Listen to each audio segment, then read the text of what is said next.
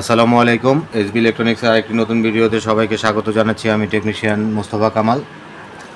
দোস্ত, আপনারা আমার সামনে একটি সনি ব্রাভিয়া 32 ইঞ্চি নন স্মার্ট এলইডি টিভি দেখতে পাচ্ছেন। আমি আসলে এখন এটির কাজ করব এবং আপনাদেরকে দেখানোর চেষ্টা করব। তো তার আগে আপনাদেরকে আমি একটু দেখিয়ে নিতে চাই যে আসলে আমাদের এই সেটটিতে কী প্রবলেম রয়েছে। তো আমি আমার 19 ভোল্ট পাওয়ার ইনপুট করে দিলাম এবং এটিকে স্ট্যান্ড বাই থেকে রিলিজ করে দিলাম এবং আপনাদেরকে একটু দেখাতে চাই যে আসলে আমাদের এই সেটটিতে কী প্রবলেম রয়েছে।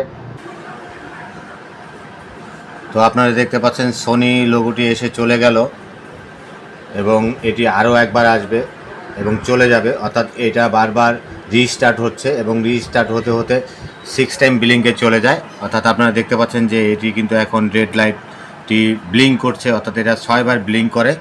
তো 6 টাইম ব্লিঙ্ক হলে আমরা সনি টিভিতে যেটা বুঝতে পারি সেটি হচ্ছে ভেতরের ব্যাকলাইট খারাপ অথবা ব্যাকলাইট ড্রাইভার সেকশন রয়েছে, সেখানে কোনো প্রবলেম রয়েছে। তো আমি এখন প্রথমে যে কাজটি করব সেটি হচ্ছে ভেতরে যে 3টি ব্যাকলাইট স্ট্রিপ রয়েছে সেই ব্যাকলাইটগুলো কি ঠিক আছে কিনা আমি এক এক করে ব্যাকলাইট টেস্টার দিয়ে একটু মেপে দেখব। তো আমি ব্যাকলাইট মাপার চেষ্টা করছি। আমি পজিটিভ ধরে নিলাম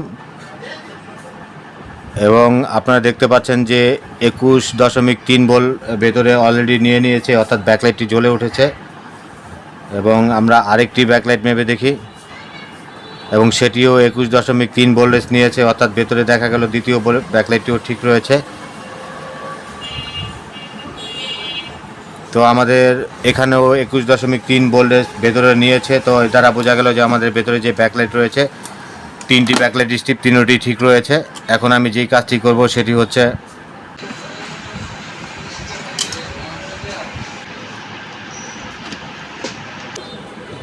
তো দোস্ত, আপনারা দেখলেন যে আমি ব্যাকলাইটের পজিটিভ কানেকশনটিকে রেখে নেগেটিভ যে 3টি কানেকশন রয়েছে সেই 3টি কিন্তু আমি এখান থেকে শর্ট করে দিয়েছি।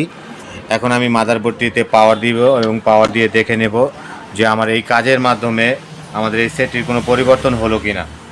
তো আপনারা দেখতে পাচ্ছেন যে ব্যাকলাইট কিন্তু অলরেডি জ্বলে গেছে। এখন আমরা একটু স্ক্রিন দেখে নিই। তো আলহামদুলিল্লাহ আপনারা দেখতে পাচ্ছেন যে আমাদের সেটটিতে যে প্রবলেম ছিল 6 টাইম ব্লিঙ্ক অথবা রিস্টার্ট হতো, সেই প্রবলেমটা কিন্তু চলে গেছে। তো দোস্ত, ভিডিওটি যদি আপনাদের ভালো লাগে এবং কোনো কাজে আসে তাহলে আমার ভিডিওটিকে একটি লাইক করে দিবেন এবং আমার চ্যানেলটিকে সাবস্ক্রাইব করে দিবেন। ধন্যবাদ সবাইকে। আসসালামু আলাইকুম।